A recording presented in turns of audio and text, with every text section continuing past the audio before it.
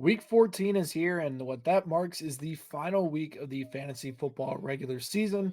Whether or not you are fighting for a playoff spot, looking to clinch a bye, or just hoping to go win your week, we are providing you with the best start and sit advice for those borderline options here in fantasy football. So, without further ado, let's get into this video.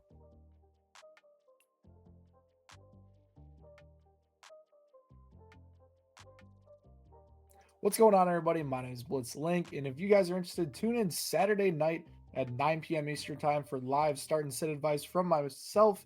That'll be on the channel and at the end of this video. Hit that subscribe button for more content like this, but let's get right into it. Jacoby Brissett is our first quarterback we're going to start off with, and Brissett is a locked-in quarterback one as long as he's starting in my mind. He's scored at least 18.7 points in 7 straight games, and he's averaged 21 points during that stretch. He's attempted 40 passes or more in 4 consecutive outings, and he's put up some gaudy numbers against some tough defenses. 20 plus points against Green Bay, 20 plus points against Seattle. This week, the Rams are a tough defense, 9th fewest points allowed to the quarterback position, but that is not going to stop me in starting Jacoby Brissett. One silver lining is the Rams defense has struggled more on the road against quarterbacks than they have at home. Jacoby Brissett, don't overthink it. He's been really good. Keep him in your lineup this week. The next guy is Jordan Love, a little bit more of a roller coaster option here, who is up and down and very matchup dependent. You'll see Jordan Love fall between the start or sit depending on the week and his matchup, and same thing applies this week against the Chicago Bears, which are a great matchup for Jordan Love to have a nice day. 4th most passing touchdowns allowed to quarterbacks, top 10 most points allowed to quarterbacks, and 3 of the last 5 quarterbacks they've faced have scored over 20 points. Against the Bears historically, Jordan Love is also averaging over 20 points in those games.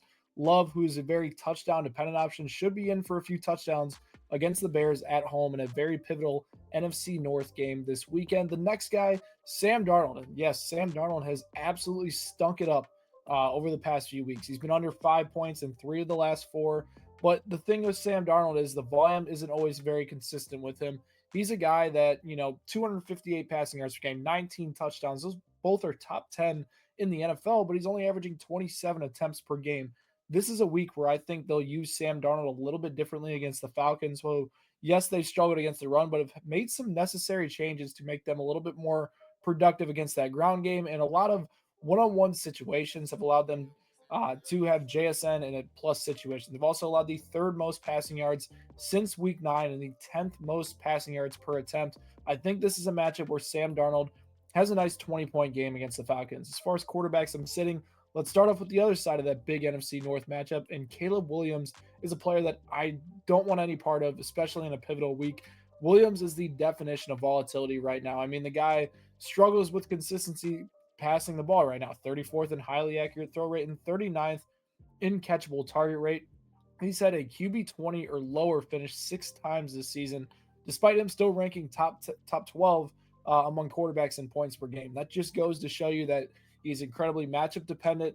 The inconsistencies as far as accuracy goes are affecting him. And then he just gets Green Bay, who allowed the 2nd fewest passing touchdowns and 2nd fewest passing yards since week 9. It should be a matchup where the Bears rely heavily on the ground game instead of Williams' arm. I would avoid him this week for his 3rd straight dud. The next guy is Justin Herbert for the Los Angeles Chargers. And by recording this video, it still looks like Herbert is going to try to give it a go Monday, but it's very up in the air still at this point. Obviously, if he doesn't play, you don't start Trey Lance, or you don't start an injured Herbert in your lineup who's not playing. But if he is going, I still have my concerns. He's only averaged 16.8 points or fewer in 3 straight games. He's taken 16 sacks over his last 4 games. And he also gets the Philadelphia Eagles, who have been one of the best pass defenses in the NFL since week 9, allowing a league low 51% completion rate to opposing quarterbacks. It's just no reason that you should be trotting out Justin Herbert this week in fantasy football. And then the final guy is Daniel Jones. And sure, he has a fractured fibula and, people are just fading him, but he's actually been still relatively consistent despite the injury. He hasn't scored under 14 points in the last 4 weeks, but he still hasn't topped 20 points in that stretch as well. Had 2 decent outings against Kansas City and Houston, who ranked good in fantasy points allowed, 16 points in those matchups. And he's just kind of around the middle of the pack as of late. My concern is against Jacksonville, who's made some significant improvements through their pass rush, who is ranked 8th in the NFL in pressure on dropbacks. Jones has no rushing upside anymore with that injury.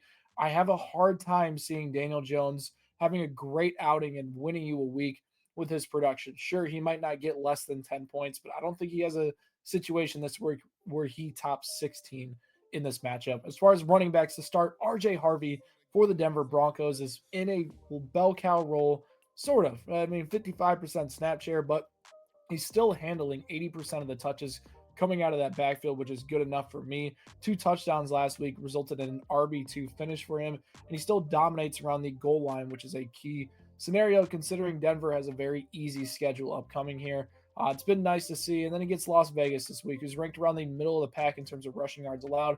But they do have the 6th highest missed tackle rate in the NFL, which bodes well for Harvey, who has some good metrics there. I think he has a nice game. RJ Harvey, a guy that you need to get in your lineup. Let's go with the Bears running backs here. DeAndre Swift and Kyle Monangai are both players that I want to get in my lineup this week. They have a good split going. Swift 53% out of the backfield, and Monangai 50 or 45% of the backfield. Last week, Swift had 19 touches, 138 total yards.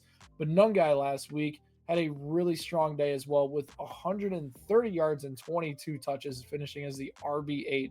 During the last 5 weeks, Monangai's averaged 14.4 points per game, and Swift has averaged 12.3 points per game. They get Green Bay, who has been relatively vulnerable on the ground as of late. They've allowed 1.5 yards before contact, which is the 5th highest mark in the league since week 9. And they've also given up 5 rushing touchdowns during that stretch. The Bears have been riding this hot winning streak behind their ground game. Don't expect them to switch it up this week where it is a favorable matchup for them. The next guy is Jaylen Warren for the Pittsburgh Steelers, and last week was a little bit of a disappointment, only finishing with 44 total yards against a very bad run defense in the Buffalo Bills. He did regain his snap share, though, 56% of snaps last week and a 52% route share. What's encouraging for me is the advanced metrics still suggest that he could be much better. He's 4th in missed tackle rate, 10th in yards after contact, and he scored a touchdown in back-to-back games and now has at least 11.1 PPR points in 5 of his last 7 games. So the floor is there. We're chasing the ceiling, though, this week against the Baltimore Ravens. 6 of their last 7 running backs have scored at least 15 points, and that's a matchup that I definitely want to be targeting this week in fantasy. So get Jaylen Warren in your lineup. As far as running backs, I'm sitting Woody Marks, a guy that's volume has increased, but his production hasn't necessarily increased. He scored fewer than 8 fantasy points in 3 straight games in 4 of his last 5 games, despite dominating the touches in this Houston Texans backfield. And even with 17 touches last week, he's failed to score or produce in fantasy football at all. It's just been very frustrating. It's the RB36 since week 10. He gets Kansas City this week, who has been really good against running backs. Since week 9, 8th fewest rushing yards allowed, and they've also allowed the 11th fewest yards after contact per attempt. They basically shut down running games at an elite level.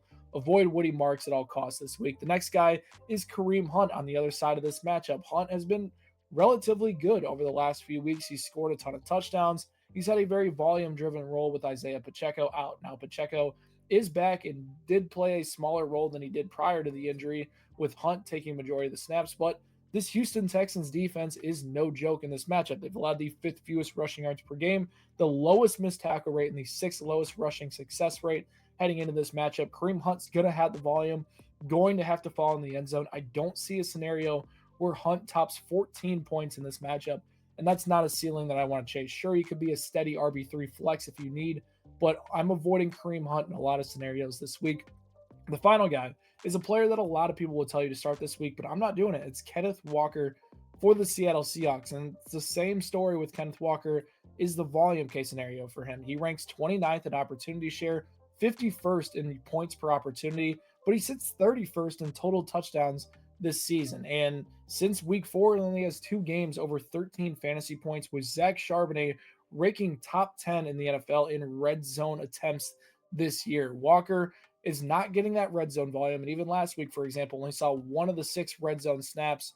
He's not scoring touchdowns. And this week, we're relying on the Falcons defense, who, yes, they've been bad, allowing the 5th most rushing yards per game, 9th highest rushing success rate this season. And Walker's catching the ball in the backfield. But the yardage is not enough for me to chase a 8 to 10 point floor when he has no ceiling, because he's not going into the end zone right now. He only has 1 touchdown since week 4 as well. So with Kenneth Walker, a lot of people are saying you got to get him in your lineup. I'm not saying that. I'm honestly avoiding him if I don't have a better option that I can plug and play.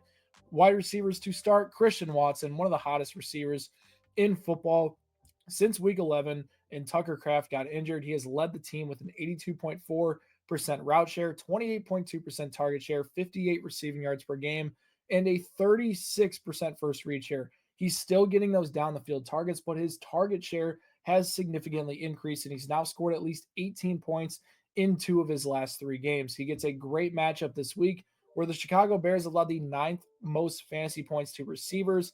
14 different receivers have topped 12.2 points against them as well. Christian Watson should continue his hot streak here in a very plus matchup. The next guy, Jacoby Meyers, is finally turning the tide here in Jacksonville as his performances just started to trend up consistently here. He's posted a 22% target share, 90 receiving yards, and 3.1 yards per route run in week 13, and it resulted in a wide receiver 11 finish, the best of the season for Jacoby Meyers. And since week 11, he's seen a 28% first read share. And this was impressive considering the fact that Brian Thomas Jr. was healthy. Parker Washington played at times last week as well. I know he's injured now. We'll talk about that in a second, but Jacoby Meyers was still the primary go-to guy. Now he gets the Colts this week. Sauce Gardner's out. Parker Washington also could be out. I like it. Jacoby Meyers is finally becoming a consistent option here in fantasy football, and I'm all for it as a guy that had Jacoby Meyers as someone you wanted to draft. Maybe it's a different team, but we'll take the win nonetheless. All right, Adonai Mitchell, AD Mitchell, whatever you want to call him, he is another must start, and he is having an elite role in this Jets offense since coming over. Last week finished as the wide receiver 5 with 102 receiving yards and a 50% first read share. Since he's been traded and playing, he's averaged a 28% target share and a 42% first read share. That's unheard of numbers. That's basically better than what JSN has been in Seattle so far this year. This week, he gets the Dolphins, who allowed the 9th most PPR points to target 2 perimeter receivers since week 9. This passing game for the Jets has been significantly better with Tyrod Taylor under center, and I expect that to continue this week as well. Let's get into wide receivers I'm sitting in. Deebo Samuel is that first guy that I do not want in my lineup. When Terry McLaurin has been healthy and in the lineup, he has only posted 1 game over 11.1 points, and he's done that in 3 straight games. He's gone under that mark. So not ideal by any means. Last week, 5 catches, 64 yards was that peak. And the Minnesota Vikings this year have been the toughest matchup for receivers consistently. No receiver has scored a touchdown against Minnesota in their last 4 games, which is unheard of. And Terry McLaurin being back knocks his volume down. Jaden Daniels does look like he is trending to play. And yes, I do think that gives Deebo a boost. But I also think he is a risky play this week considering the matchup and considering the less targets he has with a healthy Terry McLaurin. The next guy is Odunze, and he's just been in a slump as of late. And I think it's directly correlated to Caleb Williams' accuracy issues. If you look at his points per game and his expected points per game, Odunze should be much better considering his volume that he gets, but it's not translating because him and Caleb are not connecting on passes that should be connected on.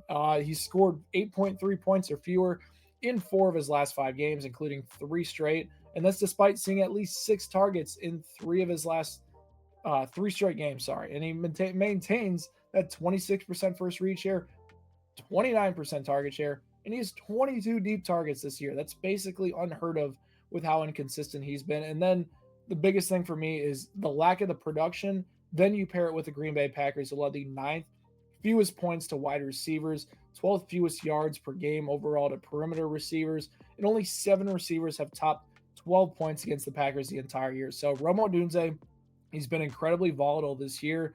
Don't trust him in the most important week of the fantasy football season because the accuracy problems with Caleb Williams paired with the Green Bay Packers defense is not going to change that outcome, even if we want to believe in Rome long term. The last guy is DK Metcalf, and Metcalf's an interesting one because sometimes the usage is really good, sometimes it's not so great, and it's changed. He's not getting as many deep targets as of late. He still holds an impressive 27% first read share and a 21% target share, but with Aaron Rodgers struggling with injuries, Metcalf has not topped 50 yards since week 8, and over his last 7 games, he has scored single-digit fantasy points in 5 of them and only has 2 touchdowns. That's not very encouraging going up against a Baltimore defense that since week 9 has allowed the 3rd fewest yards to perimeter receivers and the 2nd fewest points per target to that position. So DK Metcalf, don't love the matchup. I don't think he cashes in and has a great day here in week 14. As far as tight ends go, Brenton Strange, probably the hottest name as a must start this week. And unlike Kenneth Walker, I am going with the grain in this one. Brenton Strange is going to be in for a very solid game this week. He's within my top 6 tight ends, and he scored at least 13 points in both his games since returning from injury. He's finished as a top 7 tight end in each of those weeks, and he's only scored fewer than 9.9 points in 2 of 7 games this season. He has a very, mediocre target share. I'd say 16% isn't super impressive, but it's the matchup for me against the Indianapolis Colts that I find myself targeting with Brenton Strange. Second most receiving yards allowed, fifth most fantasy points allowed. They've allowed 10 plus PPR points to 7 different tight ends this year. Brenton Strange should cash in and have a very nice day in fantasy football. The next tight end is Juwan Johnson for the New Orleans Saints. You can basically call him Tyler Shoug's second brother. He's been so good with Shough at quarterback. 3 of 4 games over 10.6 points with him, and he also holds a 21% first read share, averaging 59 receiving yards, and he's been the tight end 5 since week 10. That's impressive numbers, and even last week was a quieter outing. Still saw 9 targets in that game, which is impressive nonetheless. This week, Tampa Bay allowed the 7th most receiving touchdowns to tight ends this year, boosting the upside for Juwan Johnson. They've also allowed 14.1 points to tight ends in back-to-back games. I like the matchup. Juwan Johnson, get him in your lineup. Going to be in for a nice week. And then Kyle Pitts is back on the start list after returning to fantasy relevance after catching 7 passes for 82 yards on 8 targets. Seemed like Kirk Cousins turned to him a little bit more last week than normal, and I'm all for it. If Drake London misses this one again, I think Kyle Pitts receives a similar type of volume this week. In Seattle, while they're a great defense, they've really struggled against tight ends this year. 3rd most fantasy points allowed to the position, and with Kyle Pitts, volume is king for him. Doesn't really get down the field and stretch the field well, so with Kyle Pitts, volume, good matchup, get him in your lineup. Tight ends, I'm sitting Dallas Goedert for the Philadelphia Eagles. He just hasn't been the same. He was a big regression candidate halfway through the year with the amount of touchdowns he was scoring, and he's averaging just 3.8 targets in 3 catches since week 7. Not great. Hasn't topped 50 yards during that span and fewer than 5 points in 3 straight games. This week, he gets the Chargers, who allowed the 6th fewest fantasy points and 6th fewest yards and 4th fewest targets to the position as well. Don't start him. Bad matchup. No volume as of late. Dallas Goedert is not cashing in. Oronde Gadsden is another guy that I'm avoiding here. He just hasn't been the same since returning from his knee injury in week 10, scoring fewer than 5 PPR points in each of his last 2 games. His snap share dropped to the lowest he's had in a healthy game since week 5 as well. It's just not looking great for him. Now he gets Philadelphia, who has been the 2nd fewest receiving yards and just 3 touchdowns allowed to the tight end position this year. Gadsden's not a good play in fantasy this week. And then the final guy, TJ Hockenson, basically a mainstay on the sit list, but finds his way back after a 6-catch, 59-yard outing last week with Max Brosmer at quarterback. When JJ McCarthy's been at the helm, he's seen 4 or fewer targets in 5 of those contests of his 6 starts, and he's not top 39 receiving yards in any of those games. So it's not great with McCarthy at the helm. I know Washington looks like a good matchup on paper. Hawkinson's coming off a solid game. There's bye weeks. There's all that type of stuff working for him. Don't start TJ Hockenson if JJ McCarthy's the quarterback. It is not going to bode well.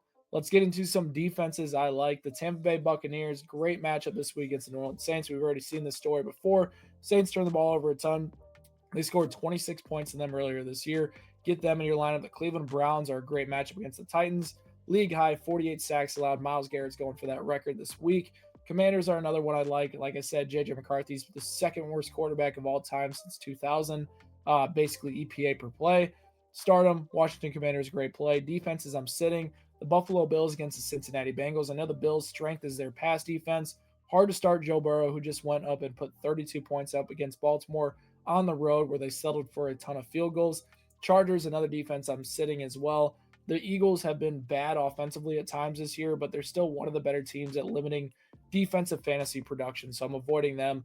As far as kickers, Evan McPherson's been on a hot streak. If the weather is bad, I would sit him, but he's been really good, and Buffalo's allowed at least 8 points in 6 straight contests, so start him up.